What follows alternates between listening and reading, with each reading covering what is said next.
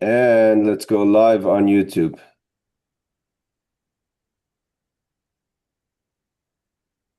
Okay, so we're discussing, when bring up the text, we're discussing the laws of bathing and washing, going to the mikveh, etc. on Shabbos. We discussed last week about the halachas of hot water. Hold on a second. Someone just try to get in. It's me. It's Oh, me. I'm just switching to my laptop. no Sorry. problem. No Recording in problemo. progress. Okay.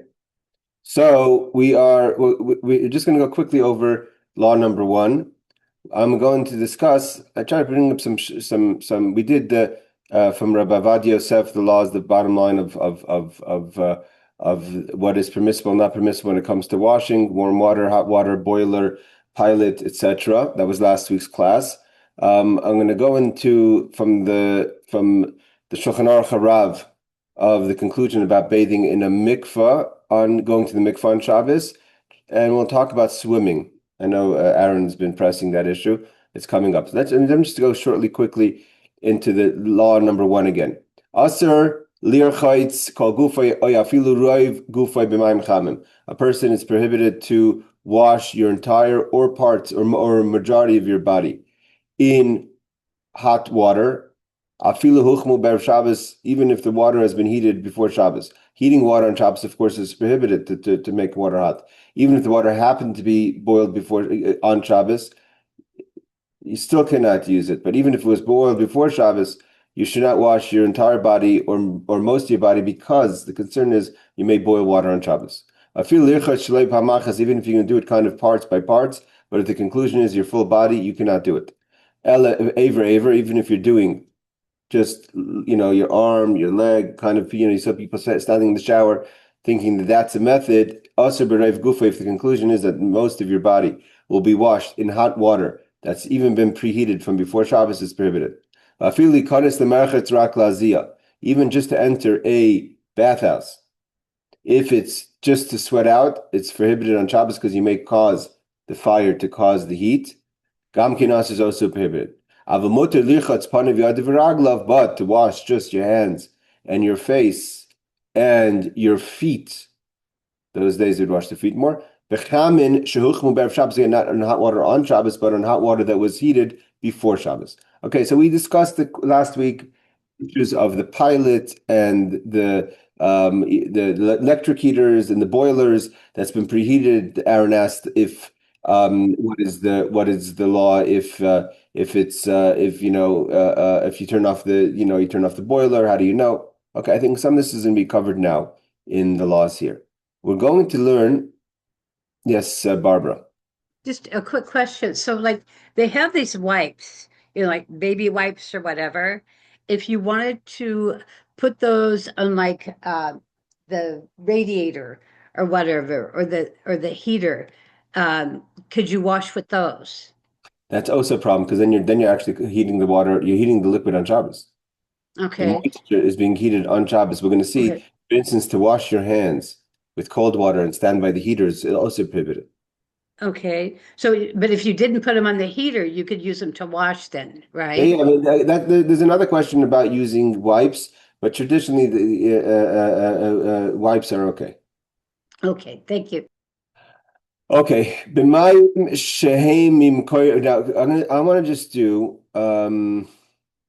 Actually, I'm going to, before we go to law number two, let's go to the laws of the mikvah, and then we'll go back to law number two and continue with the laws of washing Shabbos. So again, this is a big question, because we tackled the question of showering on Shabbos in water, warm water, cold water, mikvah, and then of course we're going to go to the swimming. Swimming has another issue. There's the trunks. There's where you're swimming, if it's a private pool, a public place, and what's the reason why swimming is prohibited, and what basis are those? Again, you can see there's very few opinions that allow it, that possibly to swim in a private pool. When is it permissible? When is it permissible on Shabbos? Even though Avad Yosef, I'm going to say it now before we get there, says that Yerush Shemayim, a person who's God-fearing, should not do it either way. Okay, let's just do the question. May one immerse in a hot mikvah on Shabbos? Now, there's some people who don't hold that you're not allowed to go to a hot mikvah at all. We're going to see that in a second. That's a question, because Alter Rebbe is the one who's the picture here, and his who is the one who instituted that we have to have hot mikvahs or warm mikvahs.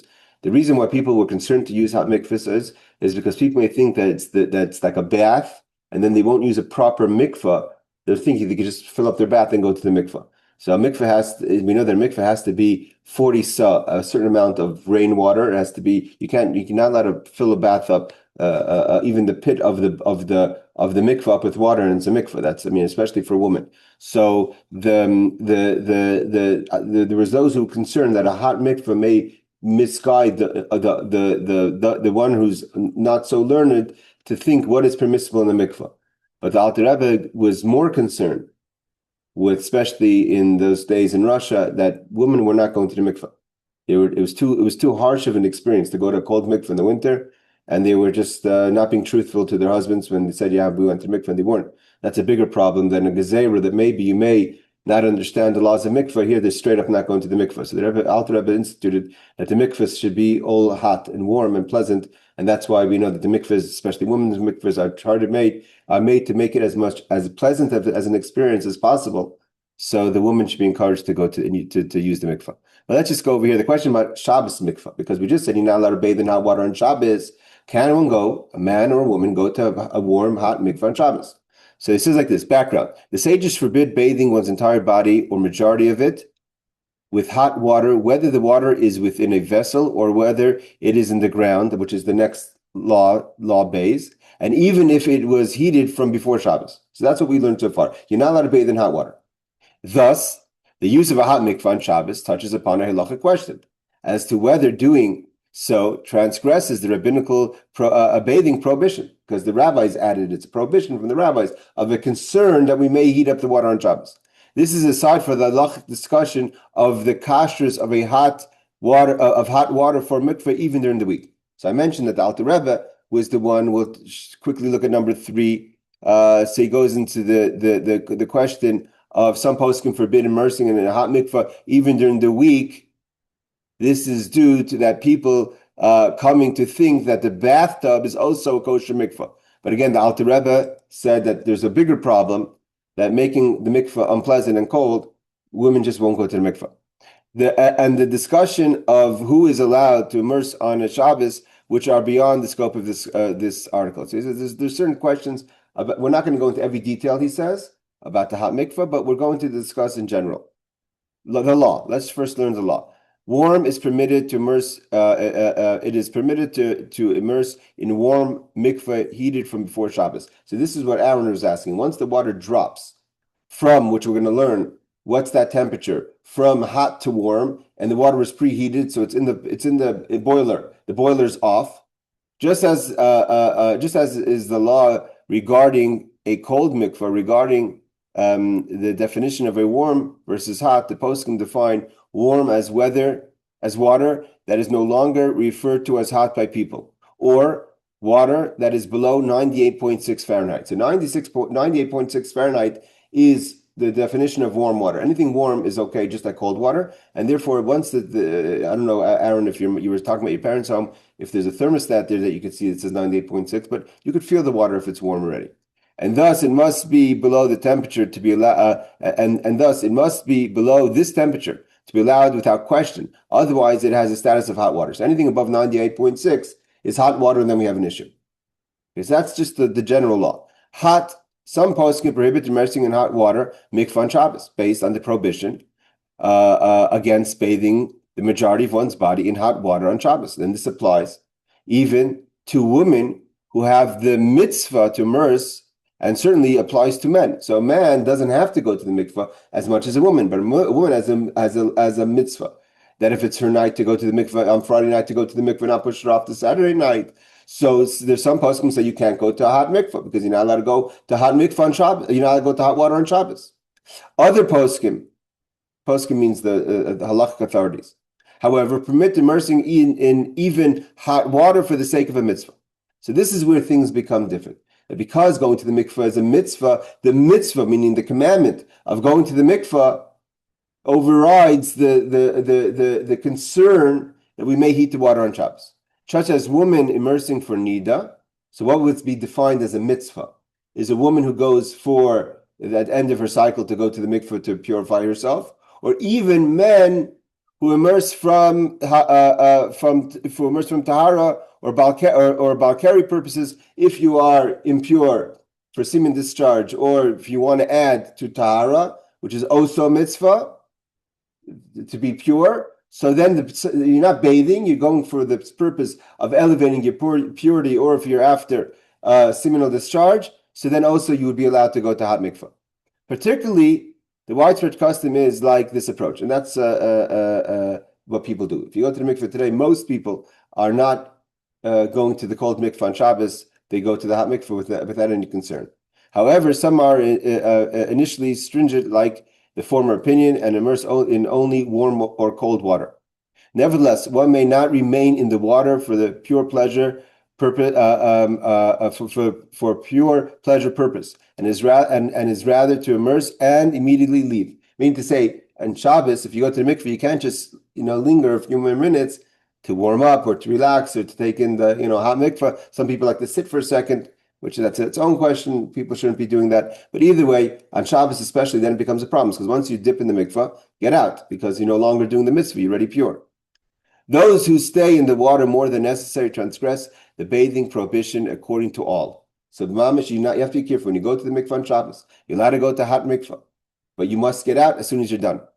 And must be must be protested and told to leave. Okay, that's I'm not getting involved in people's management, but either way, you should not sit in the mikveh afterwards. However, one may immerse in the water as many times as he's used to doing their week. It means if you go 3 times, 4 times, some people go 300, 613 times. Everyone has their minute. How many times they dip? So you don't have to dip only 1 time or 2 times. You could dip as many times as your customary, but then you have to get out.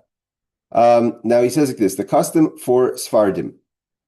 The custom of Sephardi women is to immerse in hot water during Bein Hashmashes. This is something I've never heard of before. That they basically, we know that in the Zmanim of times of Shabbos, times in general, there is the concept of Bein Hashmashes. Bein Hashmashes is that little time between, it's like twilight. It's a very short amount of time between day and night, where it's not 100% day, it's not 100% night yet. And there's certain things which halachically you're not allowed to do already from Bein Hashmashes. Incidentally, when we light candles, we're lighting before Bein Hashmashes. But there's certain things that the Gemara in Shabbos talks about, the halacha, that you're allowed to do Bein Hashmashes this time, which is kind of mamish right before it gets dark, and things that you're not allowed to do. So, but the problem is that if you're not allowed to go through mikveh by day, because you have to complete the 7 days. She has to go into the mikveh at night. But in the case for Shabbos, he says the Sephardi custom is that because Bein Hashmashes is kind of already almost night, and it's not 100% Shabbos yet, so they go to the mikveh at Bein Hashmashes to immerse in hot water during Bein Hashmashes on Friday night. After Bein Hashmashes, they may only immerse in warm water. Accordingly, Sephardi men are certainly to avoid immersing in hot water on Shabbos. Right, this is, let me see who's the basis for this, 17. The Zer MS, Rav Poalim Or Litzion, Yabi Omer, which is Rabbi Avad Yosef. So that's the halacha. It seems like all Sephardim, that when they go to the mikveh on Friday night, if they want to go to a hot mikveh, the women, they go to the mikveh on Bein Hashmashes. Seemingly, Sephardi men should not be going to a hot mikveh on Shabbos morning. Okay, so that covers the mikveh question. Now let's go back to the halacha. Aaron, we're going to get back to swimming when we reach there. Hamayim shehemim koiram noivim. Hamayim shehemim koiram noivim chamim. When you have a hot spring, right? Like in Tiberias, so if anyone is in Tiberias, you could go to the hot springs of Tiberias or other places. If they're still in the earth, you haven't made a pool out of the hot waters, the hot springs, but they're in their earth and it's not been roofed, there's no ceiling on it, you haven't built a structure around it, which would hold in the heat that comes out of the pool. Then you could go into the water because there's no concern. It's not water that was heated by humans at all. The water is naturally hot. So to go into hot springs, no matter, even if the hot spring is boiling and you're in the open, so if you're out in Idaho somewhere and you find the beautiful hot springs in Idaho, and you could go into the hot springs and it's no issue with it at all. But if you put them into a pool, So Oisha Makim Kaira, or if you covered the hot pool, the hot spring, and now it becomes a space that contains extra heat because of the covering, Asr, then it's prohibited. And even to go in general, to go into a bathhouse just to sweat out, is prohibited on Shabbos. We're not talking about warming yourself up. This is talking about sweating. Because again, this concern you may cause the heat to be able to run the bathhouse. There are those who say that even as long as they're in their initial so to say habitat of their natural pools of water, and you haven't created a man-made pool, so then it is permitted, even if it's covered, to go into the hot spring. I just want to say one thing. Again, this is a big question. A lot of people go to hot springs. If you're in Tveria, there's a few things over here. Number one is it seems like there are some times that where although it's in its natural spot, but there are kind of structures that you build to kind of build the pool up a bit. Like if it was the way there was found once upon a time, there was maybe a splash of a pool, but now that they kind of cemented it up or kind of blocked its exit, kind of made it a small dam, so now it's a larger pool. So it seems like that still would be permitted because it's not a keli. It's that you didn't make a vessel. You just kind of closed up the exit of the water, so it kind of the water's still building up in the natural spring. I'm just assuming that. Okay, let's see footnote number 4. Only water heated by fire is prohibited. And because this water is natural, it's not an issue. Yes, Aaron, you wanted to ask something? We can't hear you. We still can't hear you. Hold on Okay. Okay, can I you hear you. I hear you now. I hear you now. Okay, so what about the ocean? Because I know people who use the ocean as a mikvah. Okay, for men or for women you're talking? I only know a man who does it. I don't know any Okay, woman. 'Cause so we're going to learn about the mikveh in a second. We're going to get to the ocean in a second. The ocean's a problem. To go into the ocean is a problem. To bathe in the ocean is a problem. Of excess water, depending if there's because there's no erev.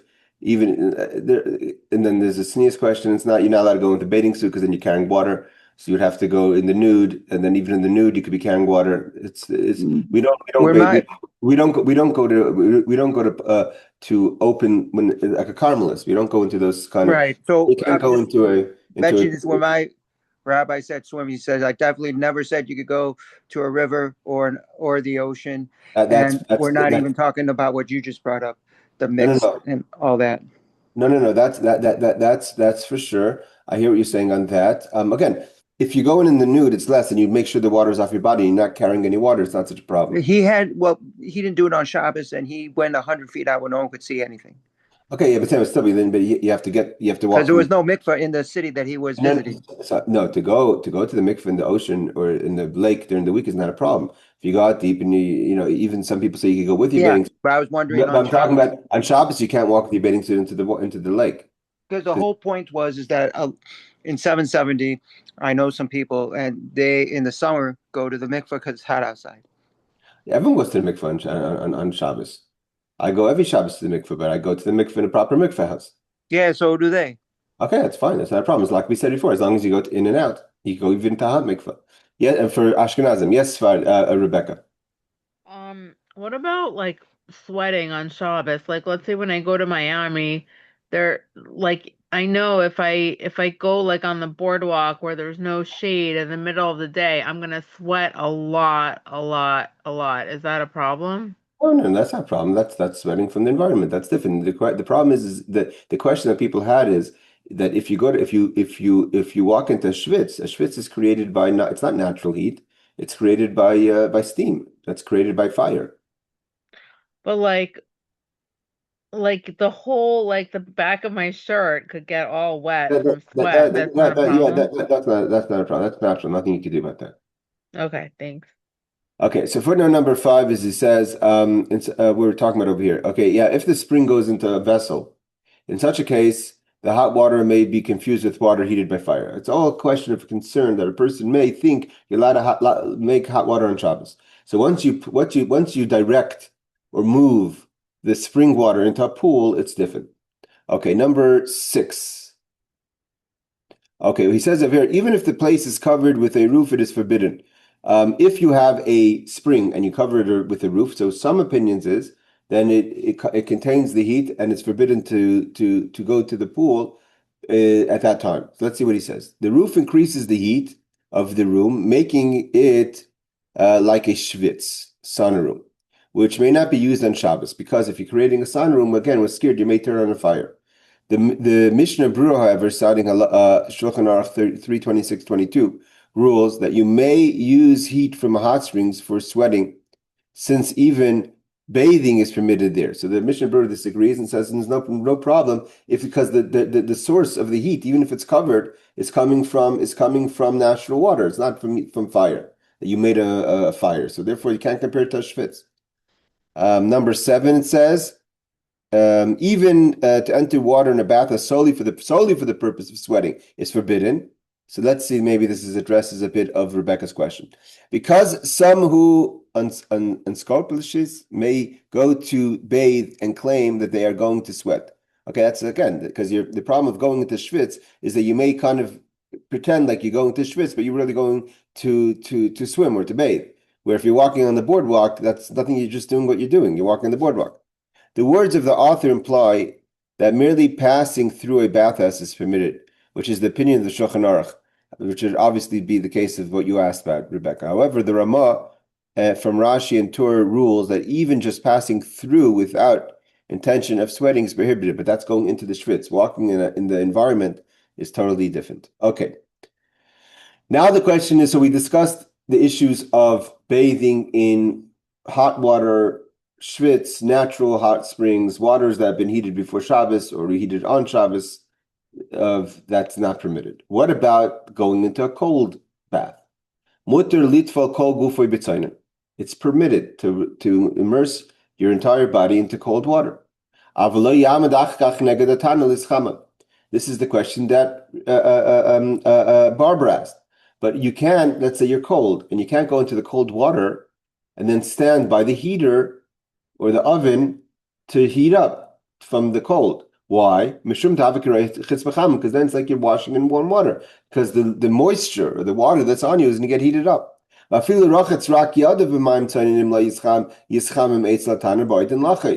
not allowed to, obviously those don't work on Shabbos because they're electric, but you're not allowed to wash your hands if they're still a little wet, then put them by the radiator, because then you're heating up the water on your hands. Because the only time you're allowed to use hot water for your hands and feet and face is if the water was heated before Shabbos. But here you're heating the water on Shabbos. Not even one limb could be washed with water that was heated on Shabbos. First you have to wipe your hands well, and then if you want to warm up, it's not saying you're not allowed to warm up. You can't have the water moist dripping on your hands when you go to a heater. How dry does your hands have to be? Obviously, we could get deep into the details of how dry your hand has to be. If you touch it and touch something else, if it's still wet, all that stuff. That it says you must rub them well before drying them.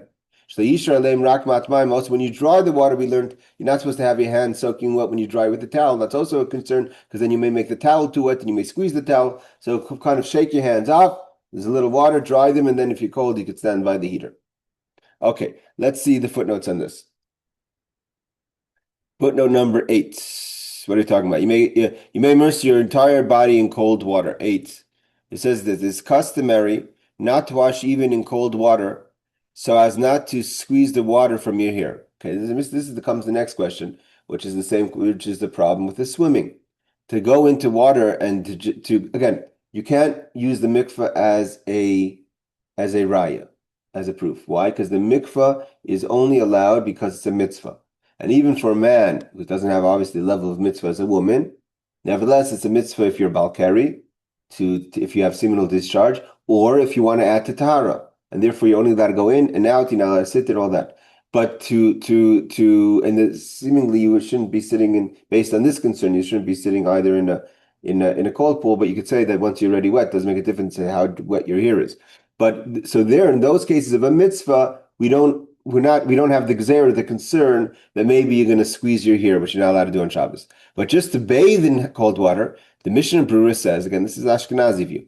The Mishnah Berurah says that you may, so as not to squeeze the water from your hair. From the Magen Avram and the Poskim, paragraph 4. Some Poskim, however, do permit immersing in a warm mikvah on Shabbos. Okay, this is what we talked about, the mikvah. So kind of he's mixing it all into a small little footnote. Let's refer to what we learned before in more detail. Okay, footnote number 9. What are we talking about here? For such water is prohibited for washing even one limb if the water was heated on Shabbos. Even if the water is only lukewarm. The Mishnah Berurah says lukewarm water. It means, so you're saying, how hot does the water get when I put it by the radiator? Again, Barbara, I don't know 100%, wipes, how moist are wipes, but wipes do have a lot of moisture. So to place the wipes on the heater to warm it up would be a problem. Okay, that covers the footnotes over here. Let's continue. Okay, this is what he's going on to what the Mishnah Berurah says. If you wash, you have to be careful. So the Mishnah Berurah says you shouldn't wash because you may squeeze your hair. The Kitzur Shulchan Aruch in the Pnim, the Kitzur Shulchan Aruch says mutter, you're allowed. Mutter means, we know in Shabbos there's basically 3 languages: Aser, Pater, and Mutter. Aser means, or Chayiv. Aser means prohibited. Chayiv means you're obligated. It's something that you transgressed. Pater means if you did it, you're not transgressing, or you're not liable, so to say, as a person who transgressed the Shabbos. And then you have mutter, which is initially permissible. So the fact that it says mutter litval kol gufa, it's permissible to immerse your entire body in cold water on Shabbos, which is what the Kitzur says. Although he quotes the Mishnah Berurah says that there is the concern of squeezing your hair, but the Kitzur says, means the initial text says it's permissible. Initially, you're allowed to go bathe in cold water. But he adds to that now, be careful not to squeeze your hair, because you're not allowed to squeeze out your hair on Shabbos. Oh, and now we're coming into the question of swimming. Could you swim around in wherever you're bathing on Shabbos? It's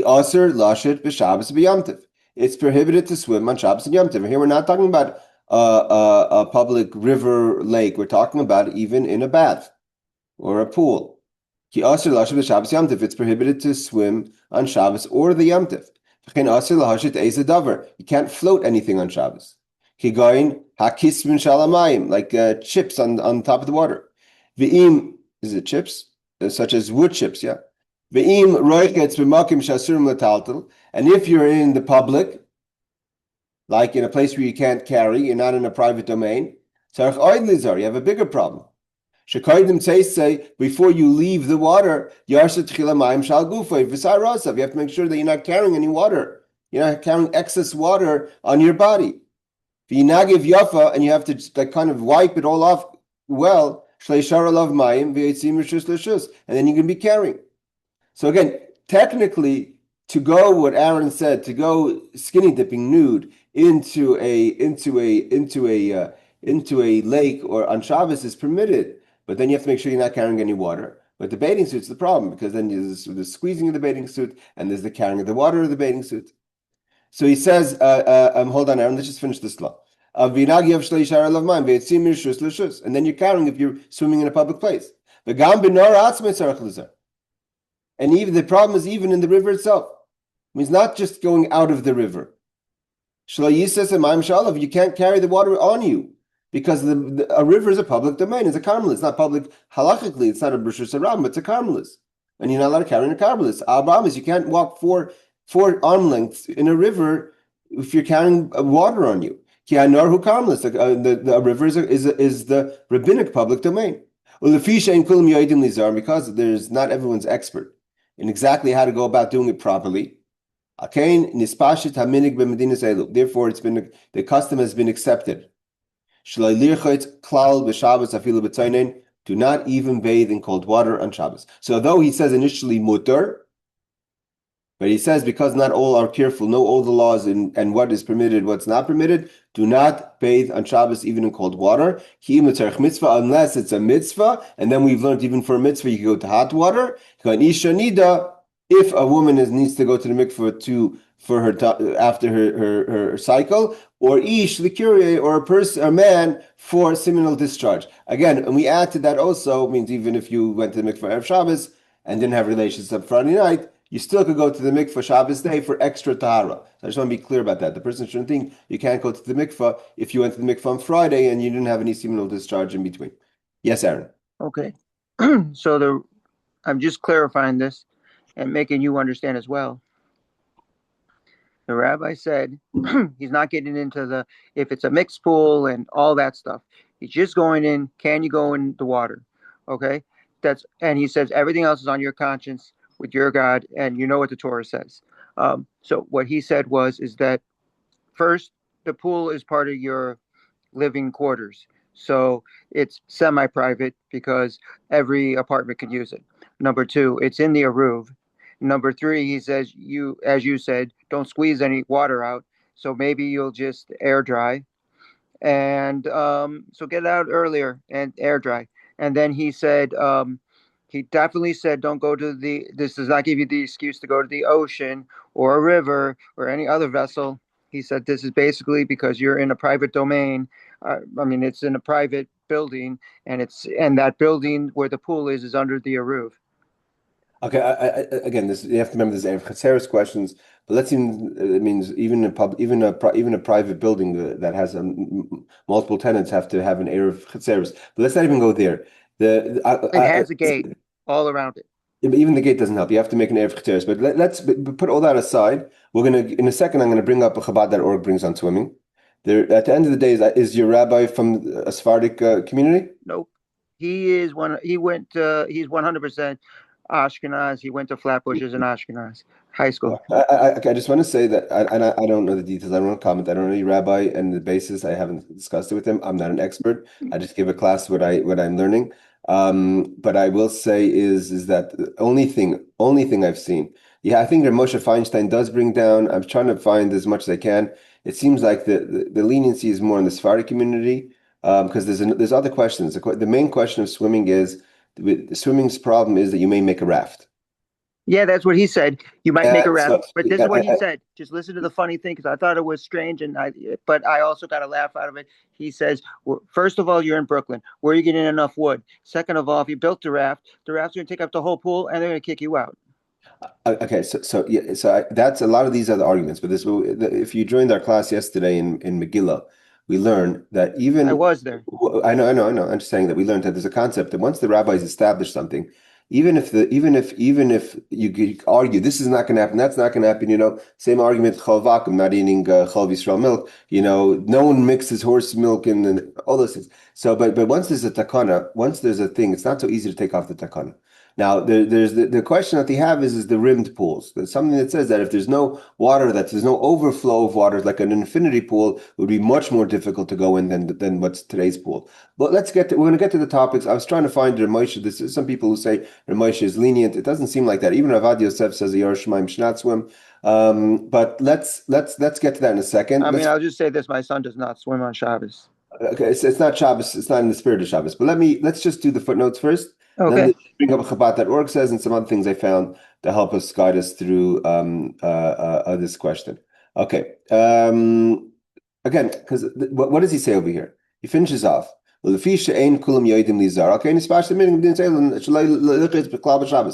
about swimming. Just to bathe on Shabbos, unless you go into mikveh, don't go into water because there's so many things that could go wrong. Not everyone's an expert. Again, taking off your bathing suit, where are you putting it? You can't leave your bathing suit outside in the sun. You're not allowed to dry things on Shabbos. There's a lot of things that are questions. Are you hanging your bathing suit only in the toilet? Is there concern people think that you wash your bathing suit? There's so many things that could go wrong when you're swimming. And who doesn't squeeze their bathing suit when you get out? So you have to make sure that you're air drying your bathing suit so it shouldn't be dripping anymore. There's a lot of things. I don't squeeze it out. Okay, so you have to be careful. That's what you're saying is you have to be careful. Not even on the weekday. Okay, let's see footnote number 10. If you're bathed, be careful not to squeeze out your hair. Okay, let's see. Obviously, this is an issue. How careful and all that. Washing itself is permitted because squeezing water from the hair is only dirabanan prohibited. Since you have no need for the water squeeze from the hair. You're not using it. So people are saying it's not so concerned. So says the Mishnah Brura, although the Mishnah Brura himself says you shouldn't bathe because it's Igris Moshe, which is Rav Moshe Feinstein. Oops, hold on.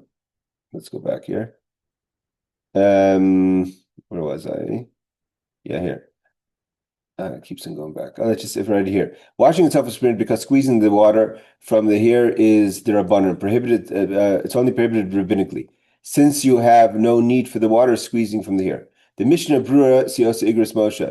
Drying the hair is also permitted. So says the Minchas Shabbos Avnei Nezer. Rules not to wash hair with your hands, lest you inadvertently pull out some hairs. That's also the problem, pulling out hairs in Shabbos. So there's different questions about hair, washing hairs in Chalal on Shabbos, you may pull out hairs. Okay, but either way, it seems like it's not so strict about the water of the hair because you don't need the water itself. But swimming is prohibited on Shabbos and Yom Tov. Why? The Maseches Beitza 36, Shulchan Aruch 3391, the author later writes that it is custom not to bathe in an ocean or pool, even without swimming, because of carrying the water. All right. Number 12 talks about it is also forbidden to make things float, such as wood chips on top of the water. Yerushalmi Shulchan Aruch 3396. This prohibition applies only in a river, lake, or ocean, but in a tub or a pool is permitted. So says the Bach, which we learned the story about the Bach, the Magen Avram, the Mishnah Brura. So floating is only a problem because you can be floating in the public domain. Okay, here we have 13, which we're talking about. And so also it says over here to first remove the water from your body in here and dry yourself well so not the water remains on you, which you would be carrying from one domain into another. So it says in Masechah Shabbos 141, which is the tractate of Talmud of Shabbos. Similarly, care must be taken not to carry water 4 amos in a karmelis. Also, you can't just walk around in the public domain because you're carrying water with you. Number 14 is about walking in the river itself. It's because the river is a karmelis. Okay, let's understand this law. The Pri Megadim Mishnah Brura 32622. Some argue that the Shulchan Aruch does not agree and allows walking within the river because the water on your body is considered one with the water in the river. Okay, that's the question. The question is like this. There's the carrying the water. When you walk out of a river or over a lake, then you're the carrier of the water. And therefore, if you're walking with a lot of water in your body, and you walk 4 amos in a karmelis, or you walk into Rosh Hashanah, so you're carrying water from a rabbinic public domain to a private domain, or you're walking 4 cubics in a rabbinic public domain. But when you're walking in the river itself, we're talking about, let's say, neck up, and there's no water that is hanging on your head, right? So the water, why is you're not carrying the water? The water is connected to the river. How can you say you're carrying the water? What water are you carrying? So the Pri Megadim Mishnah Brura says that you're carrying the water, but some argue that the Shulchan Aruch does not agree with it and allows walking within the river. Why? Because the water on your body while you're in the river is considered one with the water in the river. So you're not the carrier of the water, and is not considered as being carried from one place to another or within one place. Also, it means within one place because obviously the river stays a river. Also, your intent while walking is not to carry. There's no intention. There's no kavanah. The water, and is therefore permitted. Also, the amount of on your body is negligible. It's not a lot of water, which Meiri permits even out of the water. So some even say that the amount of water you're carrying is not an issue, because how much are you carrying on your body? Okay, so that is footnote number 14. I think is that the last footnote. Okay, let's see what Chabad.org says about swimming to address Aaron's question. I want to stick with Chabad.org. It's simple. It's not in depth, but it's simple to the point.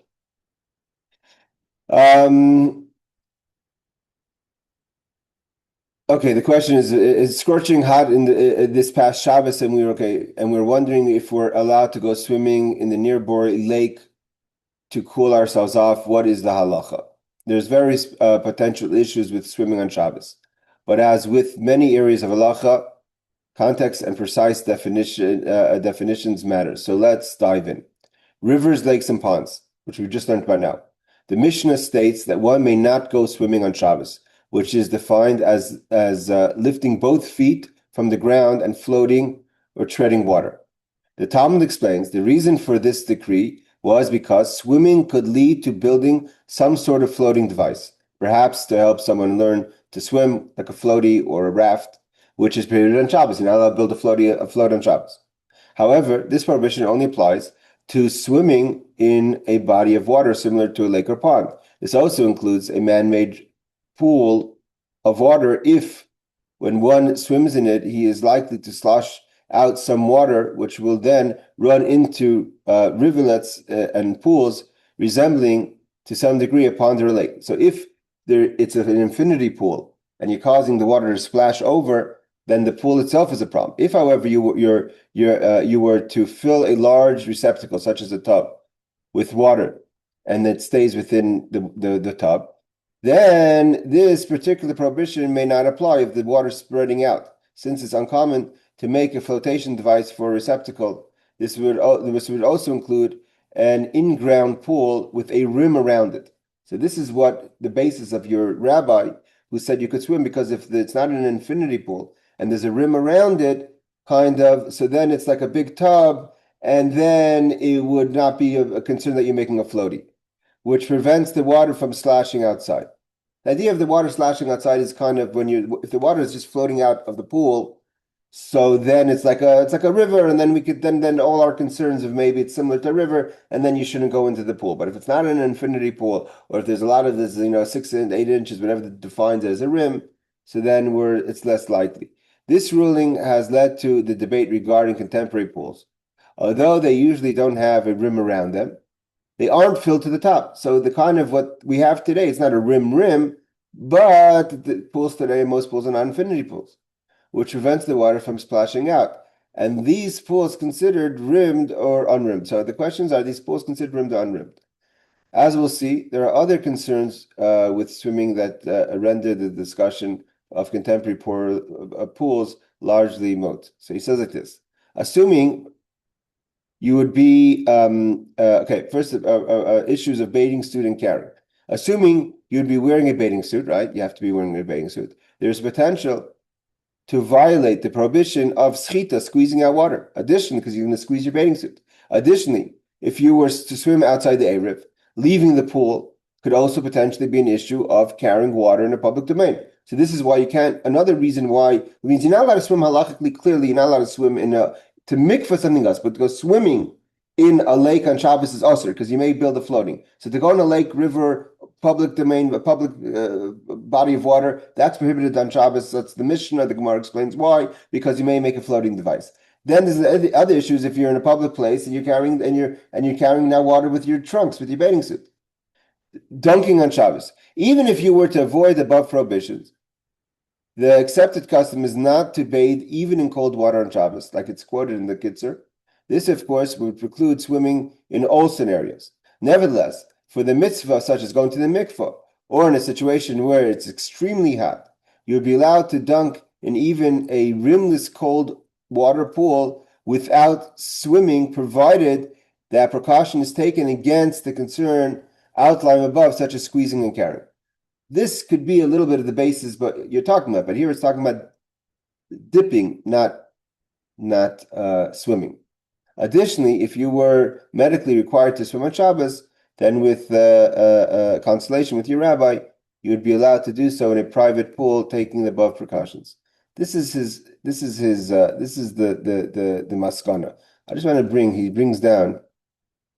He quotes our Kitzur Shulchan Aruch. He quotes 10 was talking about even if you're to avoid above provision, the custom, although let's see what he says over in footnote number 8. Although the custom is mostly among Ashkenazic Jewry, as such, it would be more lenient for a Sephardic Jew to go swimming. That's why I said to you, I asked you if your rabbi is Sephardic Ashkenazic, particularly the Yalkut Yosef, which is the son of Rabbi Yosef. Avad Yosef says that Avad Yosef today permitted it. Quotes his father, Rabbi Avad Yosef, who is of the opinion that Sephardim too should refrain from going swimming on Shabbos, even in a pool. So though Sephardim are less careful, and there's more reason to be permitted for Sephardic Jews, nevertheless, the Rav Yosef says it's better not to. I'm not disagreeing, Aaron, with your rabbi. I'm just reading the text. Okay, it's basically So, covered. totally understand that you weren't going against my rabbi. Everyone wants to see what the text says before we even go further. But as I was saying, all the prohibitions, he says, you take that into precaution. But what I wanted to say about my bathing suit, that I never squeeze it. If I sit out for 5 or 10 minutes, it's dry. I have super fast drying. So it's wet, but it's not soaking wet. It's not dripping. So I've never had to squeeze it. Yeah, he said the same thing about hair. And he said, if you're going to squeeze the towel, even think about it, don't use a towel or don't go swimming. Okay, again, listen, the I try to find the source of the Moshe Feinstein. I have tried to help ChatGPT to kind of gather from where Moshe Paskins. It seems from what it says here that Moshe was against. Although I saw some people say that Moshe says you're allowed to swim on Shabbos, that Moshe Feinstein says that it's prohibited. The Gzera does not depend on whether people today actually build rafts. The Gzera remains in force. Remember, once the rabbis make a decree, you can't just say, "Well, I'm careful." And it's not so simple. I mean, they just learned that in Megillah, right? We said that the rabbis, in the Gemara, the Gemara is trying to figure out how did the rabbis permit the people who live in villages to hear the Megillah on the 11th, 12th, and 13th. If the members of the Great Assembly says it's the 14th and the 15th. Because you can't just, even if you could say you have your reasons, you can't just change things. So, even if you say, I'm not going to build a raft, I'm not going to squeeze my bathing suit, it's not so simple just to ignore what the rabbis instituted. Again, this is taken straight from ChatGPT because I was trying to find the tshuva itself. He seems to say that you shouldn't. Again, I did see some people try to quote Reb Moshe Feinstein to say that you can. I see it bring down Rabbi Farkash says over here that the question of soap we're going to get to. I mean, it really again, and not you can have a deeper conversation with your rabbi, and he feels that maybe he's trying to be lenient in a situation where he feels you're going to swim anyways. He wants to make it permissible. I don't know the details. I can't get. Well, I will say this. He said I'm just quoting what he said he might be doing what you're saying, appeasing the masses, because a lot of people in my building go to the shul. He said that it's in the Aruch. I know It's you're, a private but place. this question is squeezing. You own part of the building. So he said, I understand about the Carmel. You have to put those pegs out and all that stuff. But he was saying is that if this was a public pool, no. Rivers and lakes and oceans, no. Anything that's not in a roof, that's private, no. But he's saying that I'm in the roof, it's outdoors, there's no cover. I just want to say that there's definitely leniency for Sephardic Jews. So you have what to be based on. The Bavadia Yosef again with the rimless pool, and the pool is not spilling over, and there's no light. Exactly what my pool is. Of you making a raft and all those things, and you're a private domain. It seems like definitely there's basis according to for Sephardic Jews to go swimming. Although Rabbi Bavadia Yosef says a person, it's not in the spirit of Shabbat. The funny thing is that I hang out with a group of people, and a couple of them are Sephardic, and only like one of them actually swims. No, because we all hang out at the pool. Because the Yalkut Yosef, his son, Rabbi Vad Yosef's son, quotes his father saying it's still better. He says over here, because although the custom is mostly among Ashkenazi Jewry, which again the Kitzur Shulchan Aruch says not to, as such it would be more lenient for Sephardic Jews to go swimming. Particularly, the Yalkut Yosef quotes his father, Rabbi Vad Yosef, who is of the opinion that Sephardim too should refrain from going swimming on Shabbos, even in a pool. So he says you should refrain. Again, maybe he's your rabbi, like I said, is trying to deal with the facts on the ground. All right, let's continue. Let's do one more law. Hey, Mutter lam das Wasser in Ar v'lichas yadav benar. That we talked about going to a public water pool, and the problem of carrying and all that. But if you to stand by the beach and put your hands in to wash your hands by a river, that's not a problem. It's not a problem to take the water from the body of the water and bring it out to while you're washing it. Obviously, you have to be careful about if it's a grassed area or something like that. Let's say where there's no plantation. But that's not a problem of carrying because it's Ola Carmelis. Sha'al yada minanar asfasa lefi shanarhu Carmelis is fasa narhu gamkin Carmelis, because the beach and the river is a single Carmelis, so it's one, and you're allowed to move within a Carmelis. If you're not moving 4 cubics, then that's not a problem. But then again, you have to be careful not to be carrying the water on your hands. Dry it before you start walking.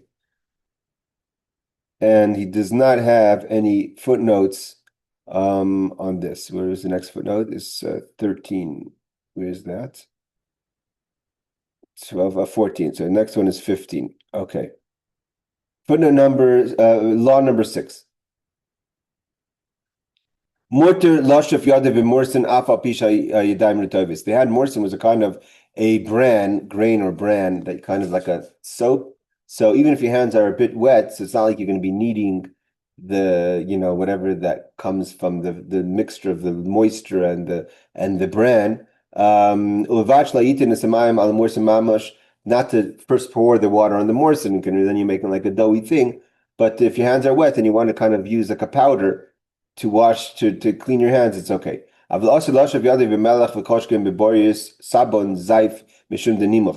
it's forbidden to rub your hands with salt, and certainly not soap, because it liquefies. It's a solid and becomes liquid, that's a problem.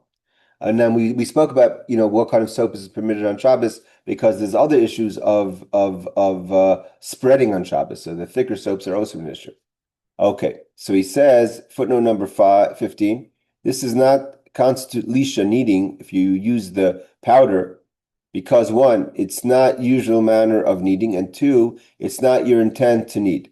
Number 16 is, okay, there he goes to the question of what's the problem of using salt that becomes liquefied, or hard soap on Shabbos. So he says, and takes on a new form. The problem is noilad. A new form is that you're changing by making salt wet and it becomes a liquid. It's the laws of noilad. It takes on a new form. This constitutes the prohibition of noilad, of like noilad means to give birth to something new. The Mishnah Brura adds that the author is referring to very hard soap and is therefore only a derabanan prohibition. Use of other softer soaps would be a diraisa prohibition of smoothing, of a machik. So you have to make sure. That's why the thing. Rebecca, remind me. Did you post something about Shabbos soap, or was Shabbos toothpaste? I think you had Shabbos soap. I think it was about Shabbos toothpaste, but I was just gonna ask you about soap, because I see a lot of from people, they make the soap like very, very watery, but they do use soap. Yeah, so very, very watery is not a problem, because the idea of memachek, smoothing, it has to have kind of some sort of form.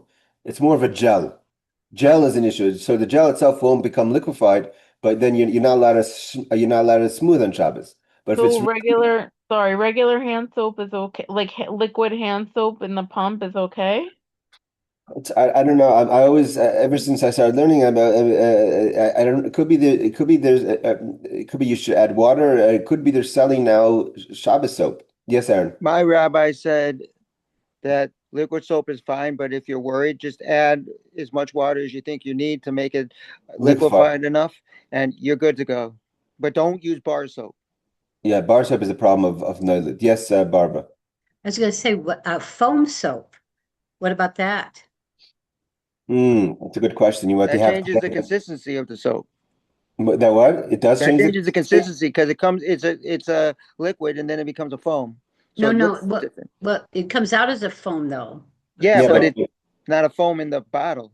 Aaron says by pumping it, you're creating. That's a good question. If that would be considered noilid, if foam is considered a substance or not, because liquid is a substance, but I don't know if foam is a substance. You're But we did pumping talk air about, yeah, into it. but we did talk about the issue of making cream on Shabbos. Like I think Rebecca, you mentioned about the desserts that they turn into they turn into like not a cream. What is it called? A frost, not frosting. The Like a cream, you take the milk bottle, it's a liquid bottle yeah, you buy, and you shake it. or you turn it into like like what do they call it? A mousse or something. Yeah. You can't take a whip, can you, and whip Whip. No, something? you're not allowed to whip on Shabbos. No. So then, would it shaking it would be like whipping it? Or A turning it froth, into froth, the froth. proper, yeah. I mean, I believe Barbara, the Aaron could be right that the foam could be an issue because you're changing its form. And so liquid soap would also be out because that would be No, smoothing. no, no, no. If you get it watery, it's only smoothing if it's a gel more. So, but the question is, if like the regular hand soap, Rebecca's asking, the regular hand soap or dishwashing soap, is that gel enough, or is that, I mean, how liquefied is liquefied? So you could just add the water. I could be there. They sell today Shabbos soap that's certified liquid, or you could pour just add. You could have a special bottle for Shabbos that has more liquid, and if it's liquid, it's for sure. Part of the definition of smoothing is it has to hold some sort of form. Right, you can't Okay. smooth water. So if it's the question doesn't have to be water. Water it could be loose enough that it can't be considered smoothing. You can't smooth. So that kind of turning from gel to more liquid is where it becomes Let, permissible. let me just say this to prove my point.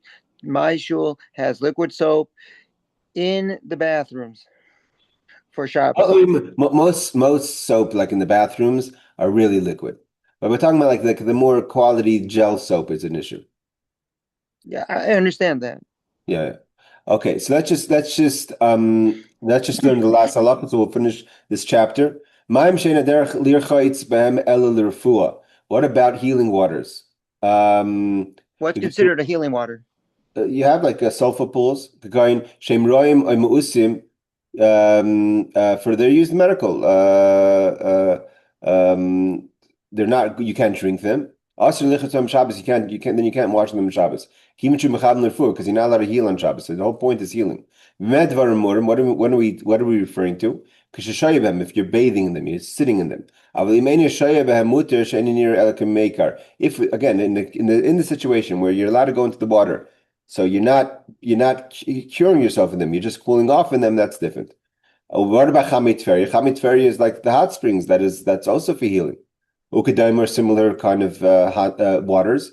If people are only use them, it means there are some hot springs that are just there for joy, but there are like sulfur pools that are just there for healing. So Asr Lichat Shabbos Lerfu, you're not allowed to go in there if it's for the purpose of healing. I feel even if you don't sit in them. Let's see the footnotes on that quickly before we finish the class. 17. The laws concerning medicine are the laws concerning medicine are discussed in chapter 91, which we'll get to. What medicines you'll take on Shabbos for refuah. Okay, 19, he says like this. The prohibition applies only where the purpose of the bath is only to alleviate slight discomfort when one is actually ill, even where no danger is involved. The prohibition applies only where the purpose of the bath is to alleviate slight discomfort. When one is actually ill and you have to heal yourself, even if where there's no danger involved, he or she may bathe in hot springs. So says the Mishnah Berurah. So Mishnah Berurah divides it into three categories. There's bathing, there's alleviating kind of uncomfort, and then there's if you're not well. So if you're not well, so then to sit in the hot springs is allowed. If you want to just cool off or whatever, then it's allowed. If you're doing it to kind of alleviate your joints or something like that, then that's something different. Barbara, you wanted to ask something before I saw your hand was raised? I was just gonna note that there's the difference between bar soap is there's milled soap, which I didn't know what that was. They say French milled soap, and what it Which is, is it's where they've made it extra hard, and it just won't go soft. And then there's like regular bar soap, which is, it's going to go soft. It may not change its shape entirely, but it'll lather up. and I don't know, but I have to check into that. Maybe type it on on the chat, and I'll look into it. I mean about the French soap, but most soaps at the end of the day is by definition the soap is a substance that kind of transfers from the soap to your hands or something. I mean, so if it stays dry, then it's like a sponge, then it's like a scrub. But something's coming off. There's something's coming off off the bar. Yeah. But But like mill soap, it won't come off. You might, with a regular bar of soap, you might get pieces of soap off. Milled Yeah, soap, but I have a question. Does the bar become smaller? it takes a long time. Okay, Trust me. but it does but get you. my rabbi says no bar soap, milled soap, bar soap, Or anything that's in the shape of a bar, because you might be spreading it as well. Yeah, again, bar at the end of the day I think it just does it slower, but it definitely something has to be coming off the bar, but otherwise it won't. also like I think it lathers. You get like foam and lather and bubbles. Like I think that's part of the problem, Yeah, probably. But you're spreading it. yeah. That's again, So that's what my there's rabbi says. Don't use bars no. of any kind, any thickness, hardness, anything. Always use liquid. The best is just to buy the gel or the hand soap and liquefy it a bit before Shabbos, and then you're fine. Okay. All right, everyone. Well, what do you do, Rabbi? We have a very liquid soap. That's what I do. Yeah, Can yeah. I ask you a question? Sure, go ahead. To wash dishes, it's the same thing. You need to Anything, like, anything. or It's not to about what soak it's not a dish. question of hands. It's a question like if you ever buy, man, I don't know if you know that they sell them anymore. They used to sell these like Shabbos sponges, not scrubbers, and Yeah, that's what. yeah, And they have like a little top with like that holds yeah, liquid. You know what I'm talking about? So that yeah, liquid yeah, is really liquid. You know what I mean? Something like that. yeah. Okay. All right, ladies and gentlemen, it's always a schus to learn laws of Shabbos before Shabbos. Thank you so much for joining. Until Thank next week. you. Thank Thank you, Bye. you. Rabbi.